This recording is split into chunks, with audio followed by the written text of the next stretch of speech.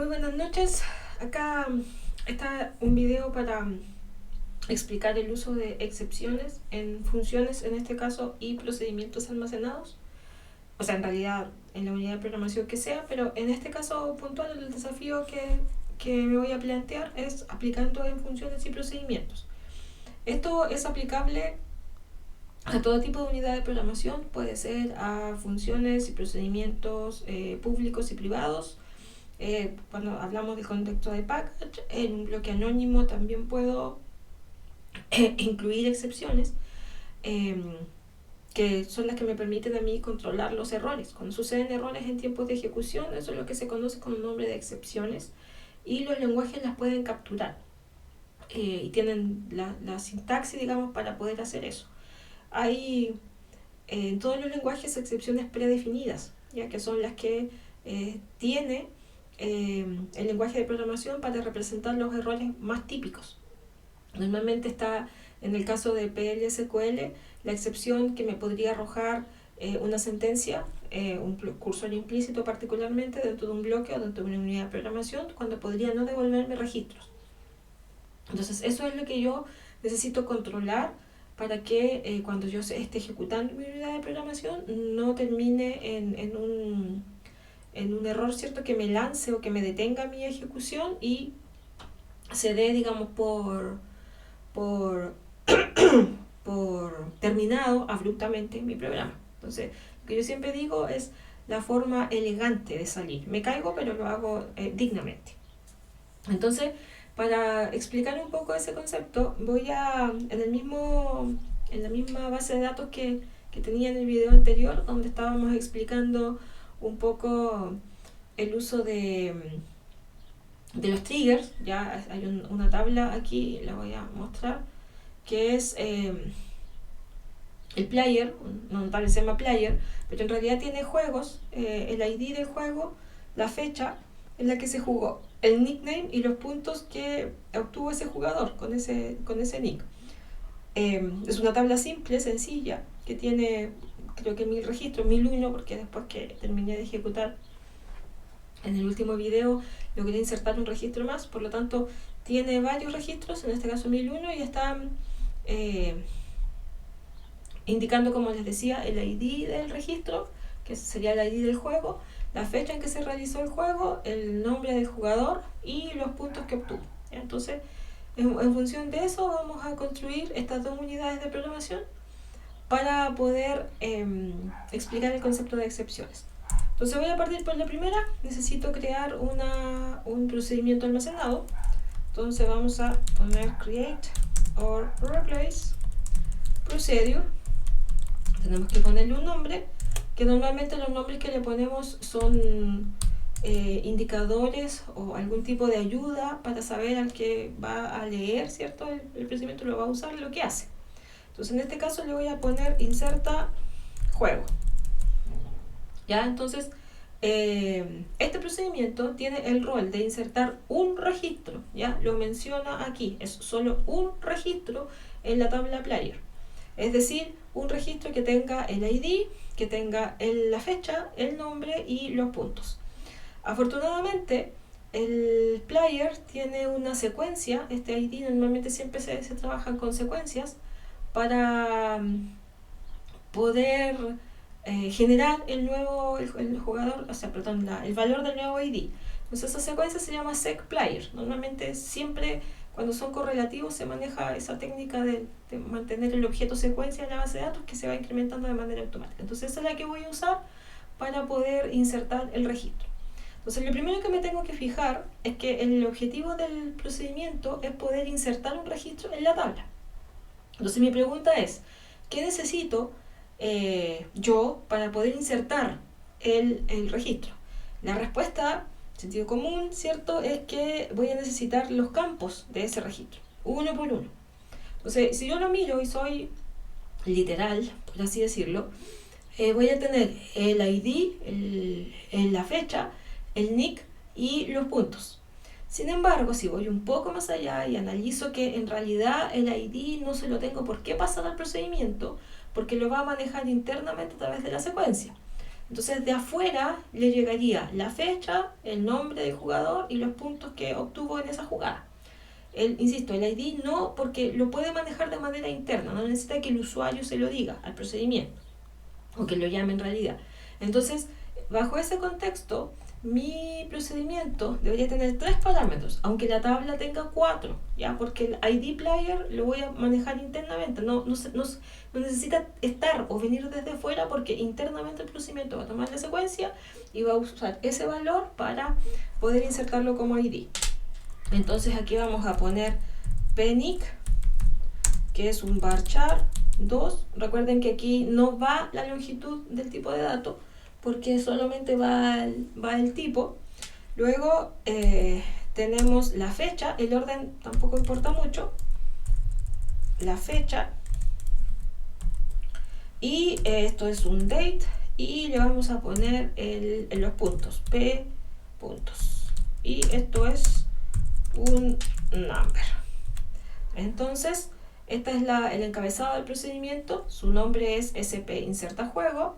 Necesito el nombre del jugador que es protagonista de esa jugada, la fecha en la que se registró y los puntos que registró. Un procedimiento no tiene valor de retorno, por lo tanto pasamos directo a list, donde van a ir las variables. Luego está el begin y luego está el end.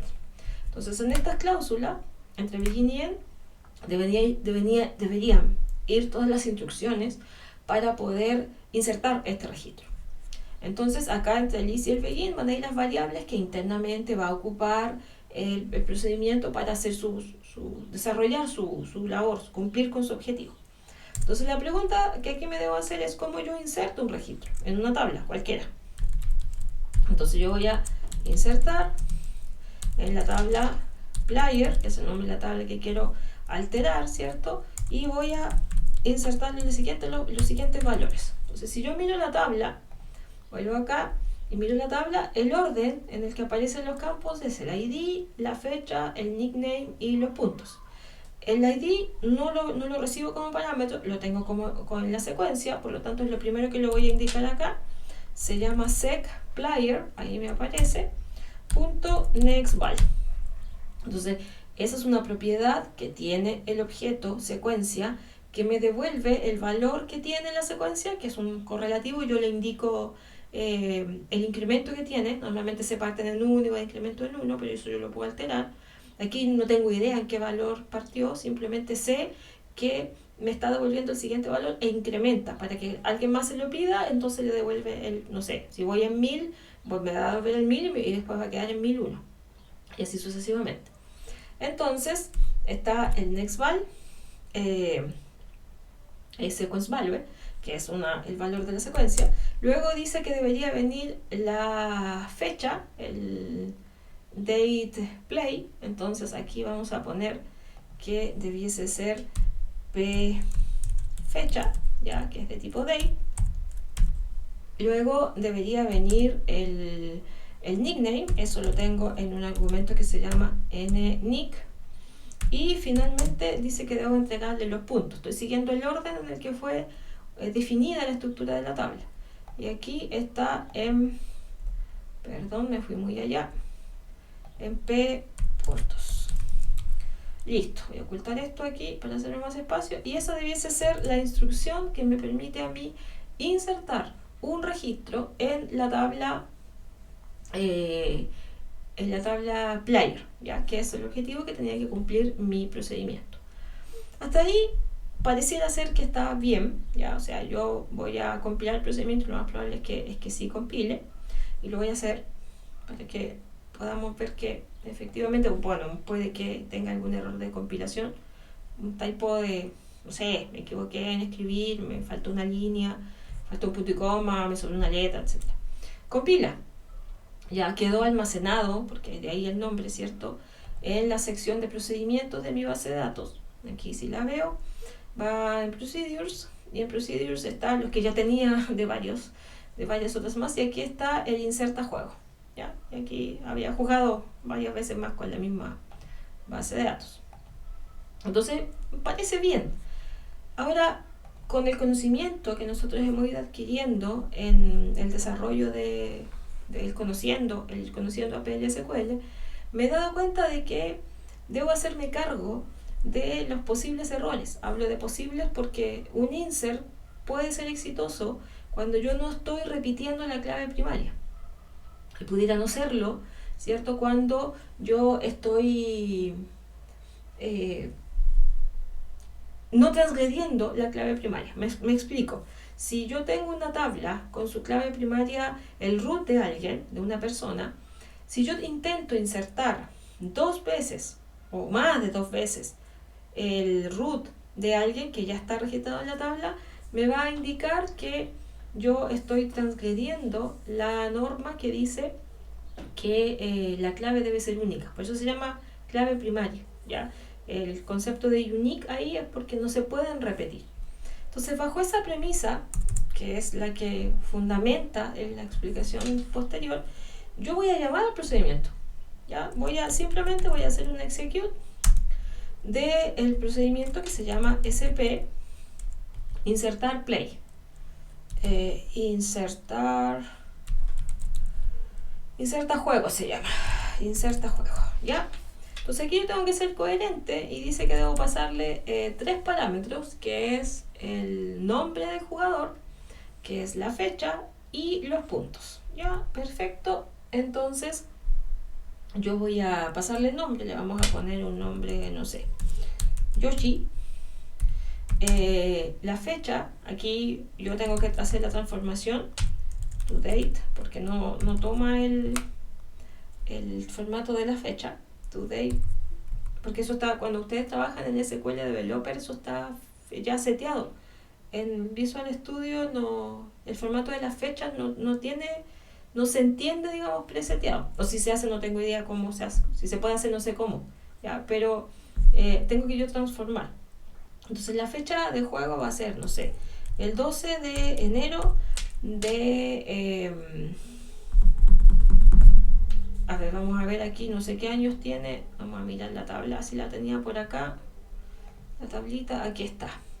Tiene puras cosas del 2022. Entonces vamos a poner el 12 de noviembre del 2022. Supongamos que ese día fue el que jugó. Entonces el formato va a ser día a día, y. Después dice que viene tengo que pasarle el nick, está listo, la fecha está lista, los puntos que obtuvo ese jugador. Le vamos a poner que tuvo 700. Listo, estoy intentando ejecutar el procedimiento. Voy a ejecutarlo llamando o ejecutando esta instrucción. Aquí está. Y me dice que el procedimiento se ejecutó satisfactoriamente. Entonces voy a mirar aquí y voy a mostrar la tabla. No, pero no saco nada como la tabla, la voy a mostrar desde acá. Entonces vamos a hacer un select, asterisco, no, vamos a hacer esto, un max id play. Vamos a hacer un from de la tabla player. Ya, aquí lo vamos a poner en minúsculas, no sé por qué, pero me gusta que esto esté en minúsculas, que solo destaco las funciones. Entonces vamos a hacer el max de acá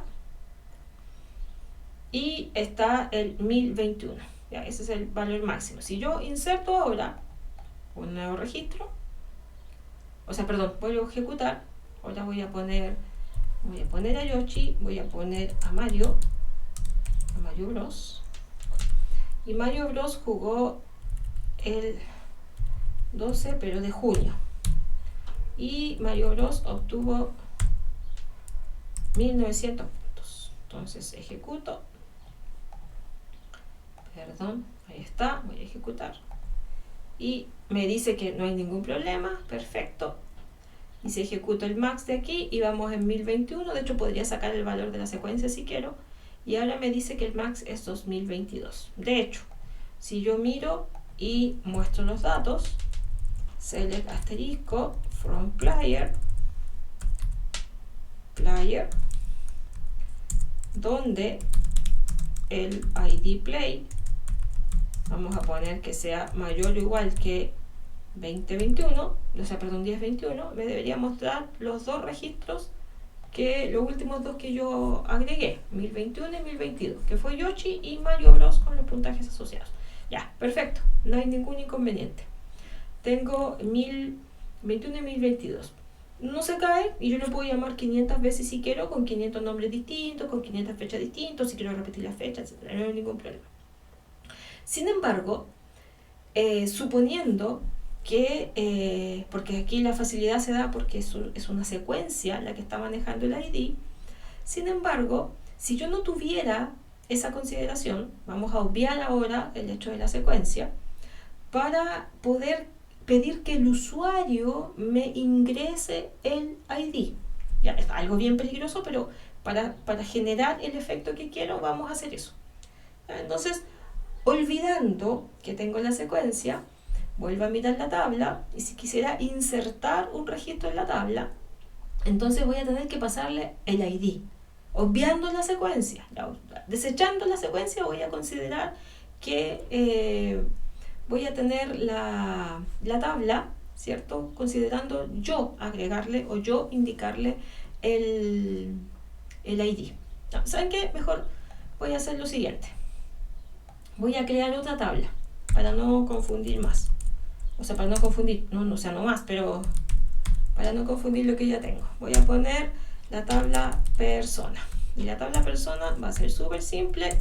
Esta va a tener una ID de persona, que va a ser un number, que va a ser el primary key.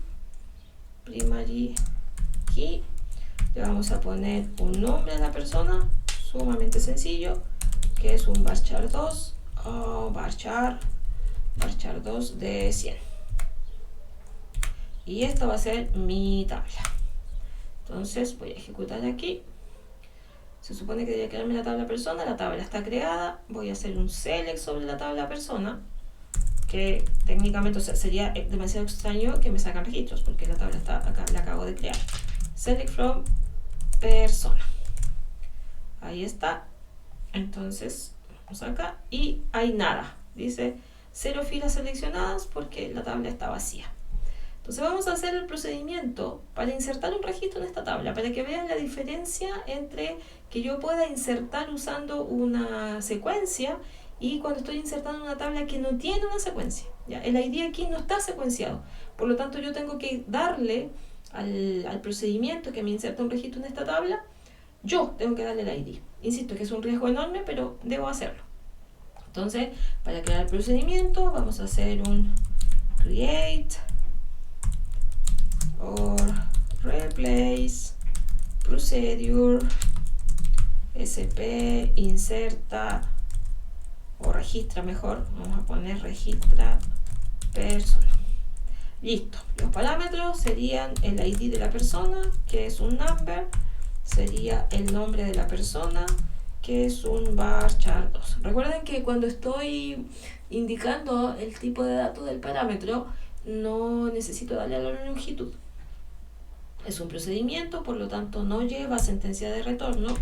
El is, que es la sección donde van a ir las variables locales que la unidad va a usar, y el ends. Entonces aquí tenemos esto.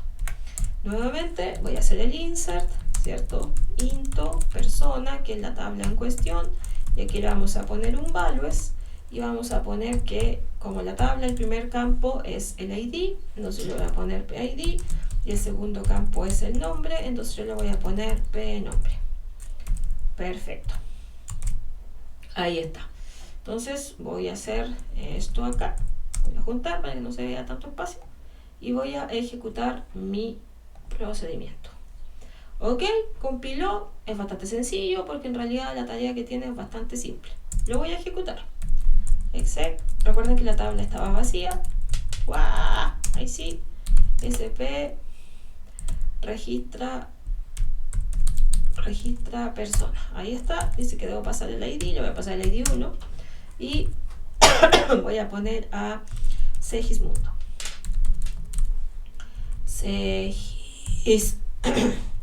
Segismundo. Entonces, ahí está. Voy a ejecutar el procedimiento. Quiero insertar un registro con el ID 1 y la persona Segismundo. Perfecto. me dice que el commit está completo, se inserta un registro. Si yo voy a mirar la tabla persona, la voy a mirar desde aquí, hay que hacer un refresh, eso sí. Está actualizando las tablas, aquí está la tabla persona. Si yo hago un view de eso, me aparece Segismundo. Debería estar Segismundo, ahí está Segismundo. Ahí está Segismundo. Perfecto. Vuelvo a mi procedimiento, voy a cerrar esto aquí, voy a volver acá. Listo, está bien. ¿Qué pasa si ahora yo pongo a Segismundo segundo, el hijo de Segismundo, y no le cambio el ID? Voy a ejecutarlo y aquí se produce el siguiente fenómeno. Se ejecuta y explota. Porque me dice que el unique constraint, la restricción de clave única, ha sido transgredida. Y la culpa la tiene SP registra persona, particularmente en su línea 4. Ok, estamos claros que la línea 4 es esta, ¿cierto? En realidad en los alrededores de la línea 4. Y el problema está porque yo estoy intentando insertar un registro que ya estaba, cuya clave ya estaba. Entonces, ¿qué hago? Porque esto es una salida un poco deshonrosa. De hecho, la palabra error que aparece ahí no me deja muy contenta y está todo en rojo. Entonces, está bien, esto explotó, cayó. Un error en tiempo de ejecución. Durante la ejecución de la unidad, el código dejó de funcionar de manera espontánea, o sea, de manera, ¿cómo se dice?, específica, en el sentido de que estaba en lo mejor de su ejecución y de repente desaparece, ¿ya? O desaparece la ejecución o termina la ejecución. Y eso es porque una de las instrucciones genera un error. ¿Qué se hace aquí? Aquí lo que se dice es que yo debiese tratar ese error. Y tratar el error es capturarlo y hacer o cumplir con algunas acciones que yo quisiera que sucedieran en caso de que detectara algún error. Porque si se fijan, es una cuestión de probabilidades. O sea, basta con que yo ponga una clave repetida y esto va a generar un error. Puede que nunca pase, puede que, como en el caso anterior, no se vaya a dar nunca porque la tabla la estoy insertando, ¿cierto?, usando una secuencia, y la secuencia jamás se va a repetir a menos que la reinicie. Ya los valores jamás se van a repetir. Y si es así, también debes hacerme cargo de la excepción bajo esas situaciones. Pero lo más inmediato es esto. Aquí, si la secuencia está bien trabajada y nadie me la borra, todo va a estar bien. Acá no. ¿Ya? Entonces, ¿qué hacemos? Lo que se hace es tratar la excepción, y eso lo hago con la palabra reservada exception, con la palabra reservada when, y aquí le tengo que indicar cuál es la excepción que quiero capturar en caso de que alguna de las instrucciones que están dentro del bloque me haya generado un error. En este caso, la única instrucción que hay dentro del bloque es un insert. Dentro de la unidad, perdón, es un insert. Por lo tanto, debo reconocer cuáles son los posibles errores que me va a arrojar la sentencia insert. Y la sentencia insert me arroja una excepción predefinida que se llama dupval on index, que significa duplicate value on index, es decir, un índice duplicado, es decir, una clave primaria que ya estaba registrada. Luego establezco la cláusula then, ¿cierto? Y aquí, antes del begin, están todas las acciones. Entonces aquí vamos a decir acciones a ejecutar en caso del error. Si llegué a este punto es porque se cayó, así de simple. Entonces yo voy a indicar, aquí vamos a hacerla súper simple, dbmsoutput.putLine, y vamos a poner registro duplicado, ¿ya? Simplemente eso, ¿ya? Registro duplicado. ¿Qué es lo que se hace técnicamente? Se inserta el error en una suerte como de log de errores, donde va todo el historial, ¿cierto?, de las cosas fomes que fueron pasando, de las caídas que tuvo las unidades de programación, y se va registrando eso. Entonces, por eso te hablan muchas veces de insertar en la tabla de errores, ¿ya? Y se refieren a eso, que en el caso de error yo tomo e inserto un registro en esa tabla. Más aún, aquí me equivoqué, aquí vamos a poner output, Y fíjate que aquí vamos a hacer, vamos a definir una variable que se va a llamar error, vamos a poner msg error. Y hay una función en SQL, perdón, en PLSQL, que se llama SQL ERRM, que me devuelve la descripción del error técnico, es decir, me devolvería esto. Este es el código de Oracle, hora 0001, unique constraint, y el nombre, este es el nombre del usuario con el que estoy conectada, y la descripción de que estoy transgrediendo esa constraint, esa restricción. Entonces eso yo lo obtengo con esa función. Entonces aquí yo puedo concatenar, por ejemplo, puedo concatenar con el msg error. ¿Ya? Esta variable es una variable local que voy a tener que declarar. Entonces la declaro aquí entre el is y el begin. Y aquí hago que es un varchar gigantesco. Aquí sí va la longitud. Ya, aquí sí tienes que decirle cuántos espacios quieres para esa cadena de caracteres. Y lo dejo en 100 para simplificar un poco. Entonces ahora yo voy a volver a compilar mi procedimiento y voy a correrlo. No marcó ningún error de compilación, voy a ejecutarlo ahora. Entonces voy a ir de nuevo a ejecutar la misma intención de querer repetir la clave primaria. Hace un rato se cayó, ya hace un rato explotó en mi nariz y me dijo que ese era el problema. Entonces si yo lo voy a ejecutar ahora, no me dice nada, no se cayó, no, pues, o sea, me dice algo, ¿no? Pero no se cayó. Eso sí que me dice registro duplicado, hora 001 y unique constraint, etc. Es decir, lo que estaba en rojo antes, aquí lo transformó algo como normal, se cayó. Sigo insistiendo, Segismundo 2 no existe en la tabla, porque solamente existe Segismundo y eres el dueño de la clave 1. Segismundo 2 no existe y no existirá hasta que yo no le asigne a él un ID que no se repita. Entonces con eso es lo que se llama técnicamente el control de las excepciones, el tratamiento de las excepciones, es decir, lograr darse cuenta de que una de mis instrucciones, en este caso el procedimiento, podría, pongo énfasis en eso, podría generarme un error, porque si es que no se repite la clave, esto va a quedar sin pena ni gloria. Se va a insertar y el bloque o el procedimiento en este caso termina. Si todo está bien, el insert se ejecuta y se va directo al end. Si todo está mal, es decir, si el insert, que es la única instrucción, el insert es la única instrucción que tiene el procedimiento, o sea, si algo sale mal, la culpa la tiene el insert. Y por eso está encerrado begin y end en este exception. Ya las excepciones siempre van asociadas a una unidad de programación, a un bloque anónimo. Lo primero que aprendimos, cuando aprendimos excepciones, aprendimos en un bloque anónimo. Y luego podamos darnos cuenta ahora que las puedo tener en procedimientos, en funciones públicas, privadas, almacenadas, donde sea. Yo debiese hacerme cargo de los errores. Esa es la cuestión. Entonces, raya para la suma.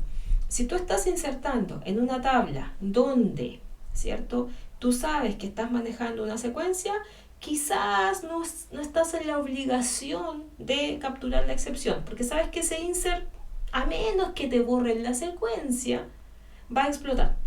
Que te borren la secuencia y no te borren los registros, porque si yo borro la secuencia y la vuelvo a 1, por ejemplo, e intento insertar con la secuencia, ya va a haber un registro con la clave 1. De hecho, ahí nos dimos cuenta que había 1020 antes de que yo empezara a insertar a Yoshi primero y a Mario Bros después. Entonces, si nadie juega con eso, este procedimiento está válido.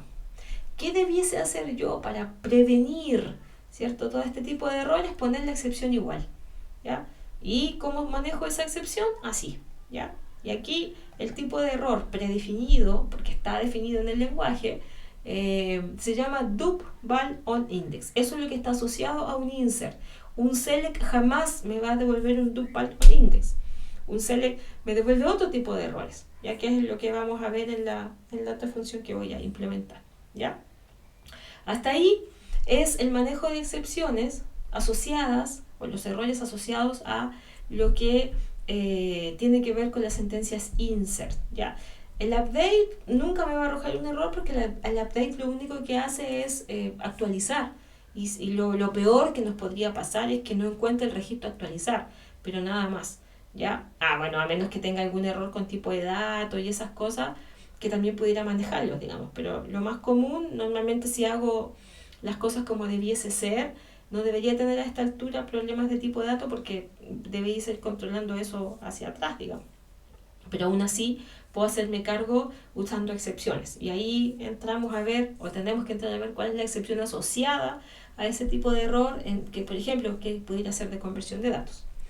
Ya, ahí está entonces el procedimiento con las dos versiones, porque después recurrimos a generar esta otra tabla para ponernos en esa situación en donde mi ID lo voy a recibir desde afuera. Es un riesgo enorme porque basta con que, ya lo vimos, con que yo intente ejecutar 2 veces el procedimiento usando la misma clave primaria, se va a caer. Entonces vamos ahora con la función almacenada, volvemos a la tabla player. La función almacenada que, dado el ID de un juego, que es el famoso ID play, retorna el nickname asociado a ese juego. Entonces vamos aquí y construimos la función. La función es create o replace function. Recuerden que las funciones almacenadas se definen de esa forma. Si son funciones públicas o privadas y van dentro del package, no llevan el create. Si es pública, se encuentra en el encabezado y en el cuerpo del package. Si es privada, solo en el cuerpo del package. ¿Ya? Entonces, function, vamos a poner fn obtener nick. Entonces, me lo dice explícito en la función, es que debo de recibir el ID del play. Entonces, le vamos a poner PID play, que es un number. Es una función, las funciones tienen algo que retornar siempre, es su obligación. Aquí vamos a poner return. Como me va a devolver el nombre o el nickname, eso es un varchar 2. Acá, recuerden, no va longitud, es solo el tipo de datos, por así decirlo, genérico. El is, el begin, creo que si lo separase estaría mejor. Y el end, perfecto. Entonces ahora aquí debo preocuparme de cómo debo hacer yo para poder devolver el nombre del jugador asociado a ese play, a ese juego, a ese ID. Entonces eso lo hago rescatando información, un select del nickname, ¿cierto?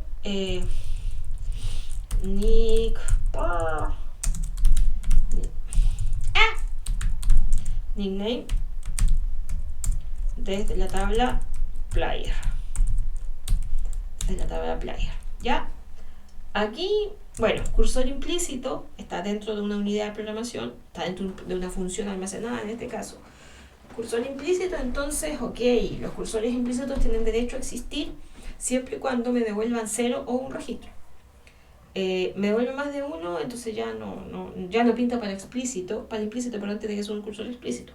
Pero si yo busco el nombre, dado el ID, porque el ID es único, por lo tanto, me va a devolver, en el mejor de los casos, un registro, y en el peor, 0 registros.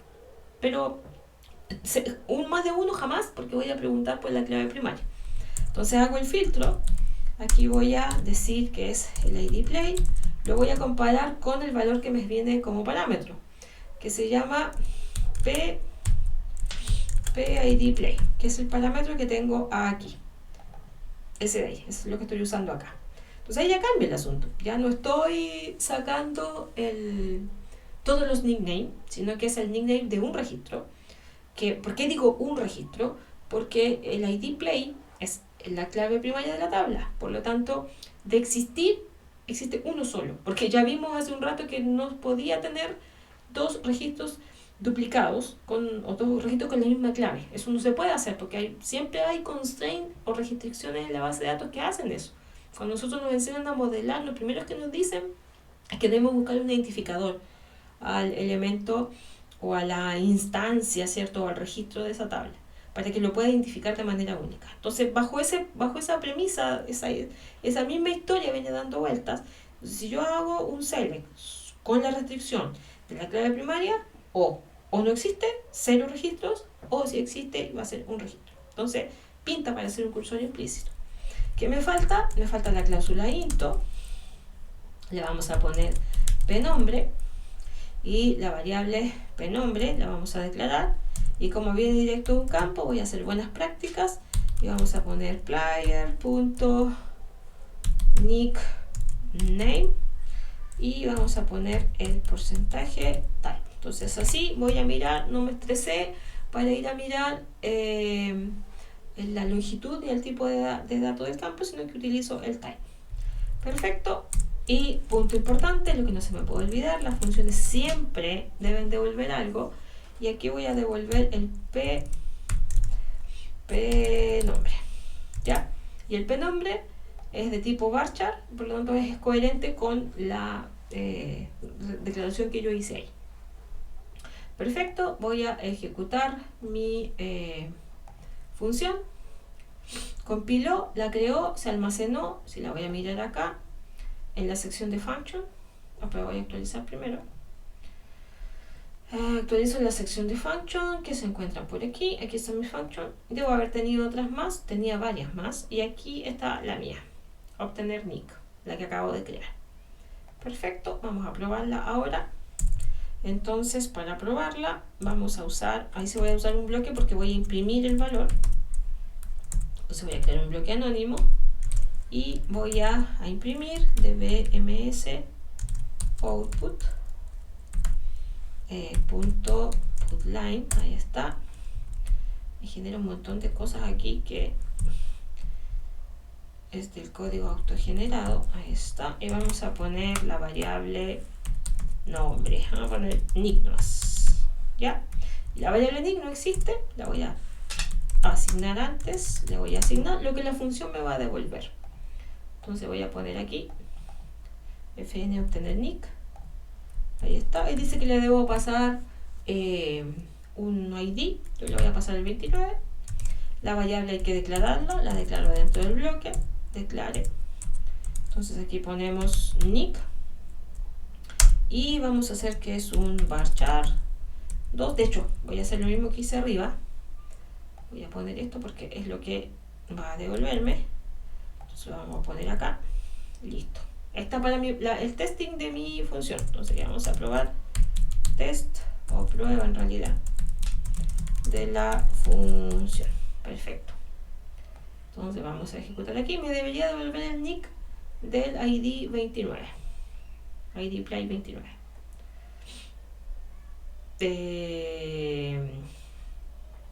No dijo nada porque se me olvidó encender set server output en on. Ahí está, creo que es eso. Ahí está, bad. Ahí está el nombre de la. Entonces, perfecto, ese es el nombre del player que está asociado a ese número, a la 29, todo bien. Pero ¿qué pasa si yo ahora le pongo, no sé, ese número no existe, está claro, si el máximo, si lo usábamos la secuencia y llegábamos hasta el 1022. Entonces voy a ejecutar lo mismo que hace un rato fue exitoso, lo voy a ejecutar ahora. ¡Wow! Explotó nuevamente. Me dice ahora no data found, significa que no encontró datos. Eso es una de los errores que me puede arrojar un cursor implícito, es decir, aquella sentencia que está dentro de un bloque. Ok, entonces, ¿qué hago yo? Me hago cargo de este error. ¿Qué quiero hacer en el caso de que el nombre no exista? Entonces, ¿cómo me hago cargo de eso? Voy a dar una exception, el error, perdón, es en inglés, exception, el error es no data found, tal y como me lo describió, no data found, y voy a hacer un then. Entonces, aquí yo voy a retornar un sin nombre, ¿ya? Porque no hay nombre, no hay un registro para ese ID. Entonces, yo voy a tomar mi función, la vuelvo a compilar, vuelvo a dejarla almacenada, ¿cierto? Y ahora voy a ejecutar esto y dejó de estar en rojo y ahora me dice sin nombre. Se dejó de caer, la sentencia select sigue siendo la misma. El problema está ahora en que yo esto lo estoy aislando, ya estoy sabiendo qué hacer en el caso de que se caiga. Normalmente hay varios criterios a la hora de manejar las excepciones. siempre uno se pregunta, ¿y quién se hace responsable? ¿Y por qué no la función diría, ¿y por qué no se hace el responsable el que me llama si el que me llama me está dando una ID que no existe, pudiera la función? ¿Por qué tengo que hacerme cargo yo del error? Ya, normalmente, eso es que, como les digo, a criterio de cada uno, depende mucho de lo que uno quiera hacer. En mi caso, yo siempre prefiero hacerme cargo del error, ¿cierto? Desde donde salga, ¿ya? No a quien lo vaya a llamar. Entonces, aquí yo podría incluso, en otros lenguajes, en Java, por ejemplo, las excepciones se comienzan a lanzar hasta que alguien se haga responsable de. ¿Ya? Entonces aquí, si yo no me hago cargo de la excepción, quien me llame tendrá que hacerse cargo. Y a lo mejor si ese nivel tampoco se hace cargo, tendrá que hacerlo el que lo llame. ¿Ya? Pero no tengo certeza de lo que sucede. Normalmente si yo tengo una aplicación con capas distintas, porque cuando tengo una aplicación voy a tener la aplicación, el acceso a datos es completamente distinto, la programación del acceso a datos es completamente distinta a la programación que yo tengo en el frontend, por ejemplo, en la parte de la interfaz.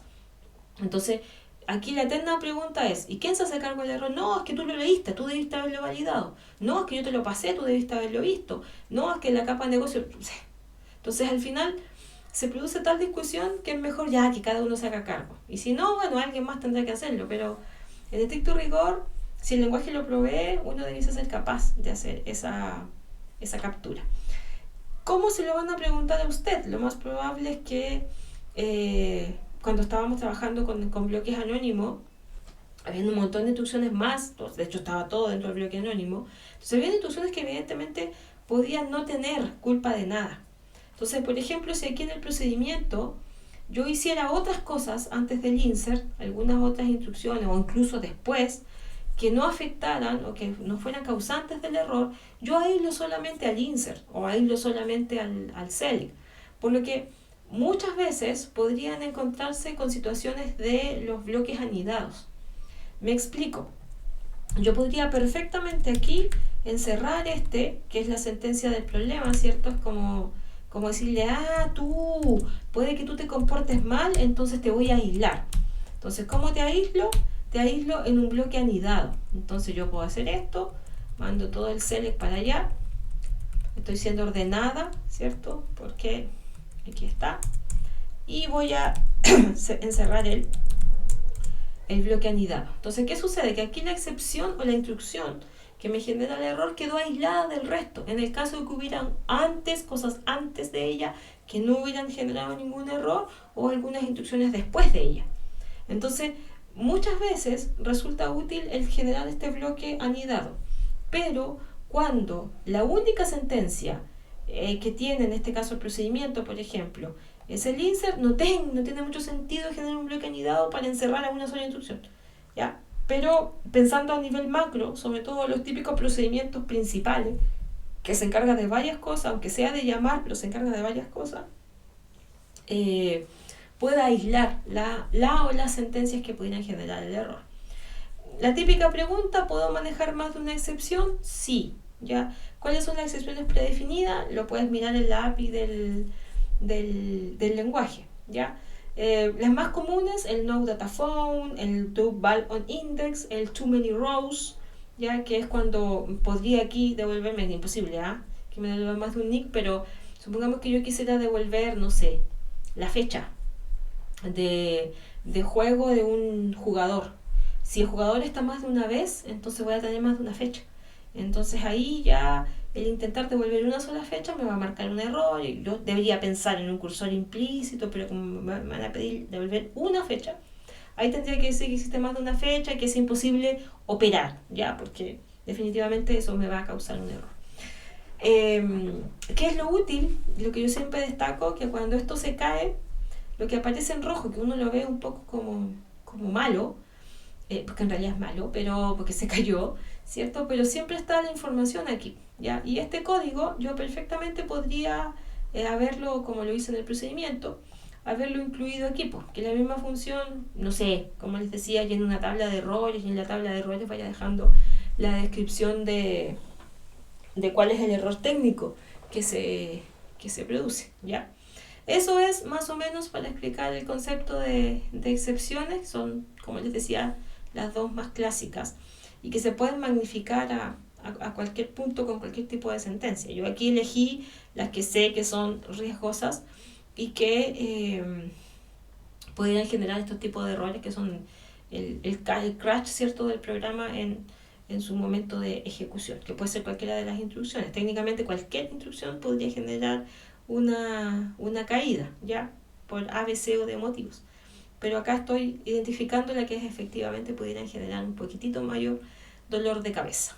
Ya, eso sería todo. Espero que les sirva de algo para reforzar o recordar lo que ya sabían en algún momento, escucharon en una de sus clases de programación de base de datos orientado a Oracle con PL/SQL. Muchas gracias por escuchar y nos vemos por ahí en otra entrada de algún tema de programación en particular. Chao, que estén muy bien.